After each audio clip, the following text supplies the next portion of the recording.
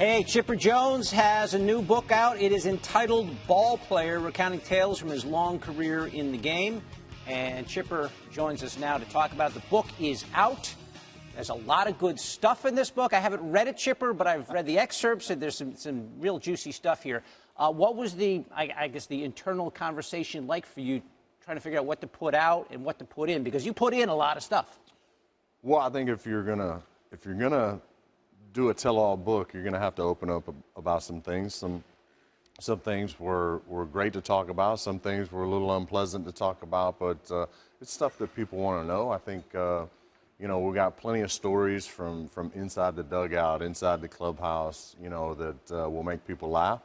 But it also shows you some of the pitfalls and speed bumps that young players coming into fame and fortune are going to be faced with. And quite frankly, I didn't handle them real well early on in my career. Give me an example of something that you didn't handle, a pitfall. Well, I think, obviously with playing on TBS, not being able to go to dinner, you're going to have people trying to come in and take advantage of you from time to time, and trying to keep those things at arm's length is tough to do, and I didn't do a real good job of it. I let a lot of people in that I shouldn't let in early on in my career, and unfortunately it cost me my first marriage, which is unfortunate. But I think if you can come out on the flip side of that, a better person, learning from your mistakes. And one of the reasons for writing this book is if you can influence a young high school player, a young college player, even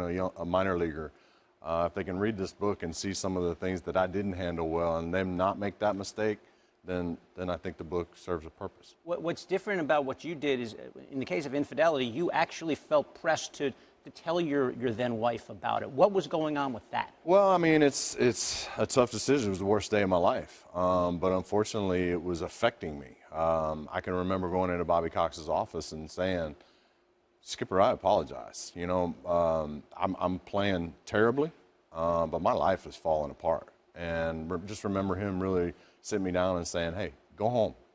Take a couple days. Do what you have to do to resolve this issue, get your life back on track, and then come back and play baseball. Family is the most important thing." And, I did. I came out with everything.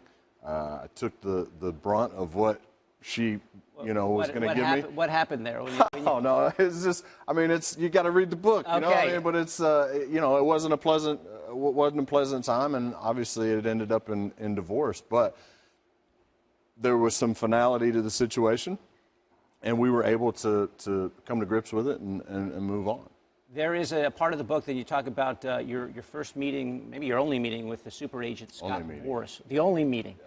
You're young, you're getting into baseball. Here's this huge guy at the time. What happened when you met with him? It became very apparent to me within the first 10 or 15 minutes that I was in the room that Scott and I just weren't going to mesh. You're talking about an 18-year-old kid I was living on my own. I was having to go through a lot of this draft process, a lot of the interviews with agents by myself. And it's nothing against Scott. Sometimes you just don't mesh with somebody. I was 18 and a little immature. I probably should have humored him and stuck around for the remainder of the meeting, but I got up and walked out. I was pressed for time. I had meetings with other agents. And, I didn't really like the way he assessed my game. No big deal. I got nothing against Scott Boras. He's done pretty well for himself through the course of the years. So I think me slipping through his grasp, he's going to be okay. There's so many good elements I wanted to get to, but one of them that struck a lot of people was Greg Maddux and some of his clubhouse, hygiene or habits. Just real quickly here, Chipper, tell us a little bit about that. Well, he it was probably my second or third year in the league, and Greg and I used to shower right next to each other. Got it. So we had, somewhat assigned showers. I feel embarrassed talking about this on national TV, but I had gotten a big base hit that night, and we're in the shower, and he looks at me straight face. He's saying, tell me what you were thinking in this at bat. What a great at bat, and I'm thinking to myself, man, Greg Maddux is picking my brain about hitting. So I get into it, and I'm, mid-sentence, and I can sense people snickering in the shower. I look around, and I look down, and he's peeing on my leg. Oh, that was. That's not even what I was talking about. There's another thing with Greg Maddux. I didn't even have any idea you're going to bring this story. He's probably going to kill me for that. But, those are some of the not cool stories, some of the gross stories that happen. Interesting stories. Yeah, I 100% believe that. That's Chipper Jones. The new book is Ball Player. Thanks for stopping by. Appreciate it.